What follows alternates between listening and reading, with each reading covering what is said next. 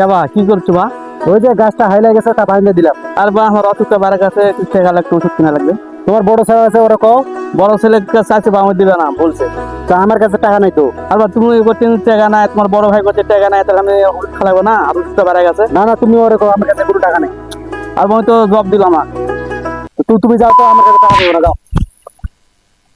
কি হয়েছে কাকা? তা আমার অসুখটা বাড়া গেছে। ছেলের কাছে টাকা আছে বা ওষুধ খাওয়া জানি, টাকা দিলাম তো ধাক্কাটা ফালা দিচ্ছে।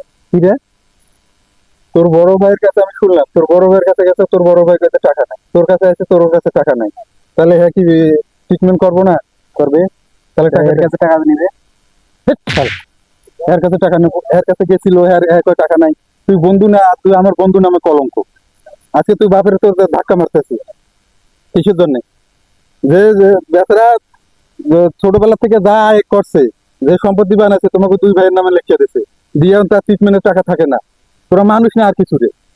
হ্যাঁ, আচ্ছা ট্রিটমেন্টের জন্য দুই ভাই দরজা দরজা ঘোরা লাগে কিসের জন্য? সম্পত্তি দিয়ে কি ভুল করছে?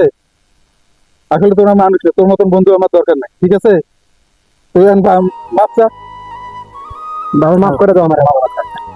ঠিক আছে কাকা, ওই আর এরকম করবো না, মাফ করে দিছে। এখন থেকে যতদিন বাচ্চা আছে, যত ঔষধ লাগে, ওষুধ পাতি যা মেডিকেল খরচা তোর বহন করতে হবে। তোর সম্পত্তি দিছে না? দিছে, হ্যাঁ তোর বহন করতে হবে। তোর বড় ভাই কি করছে না করছে এটা দেখার বিষয় নেই।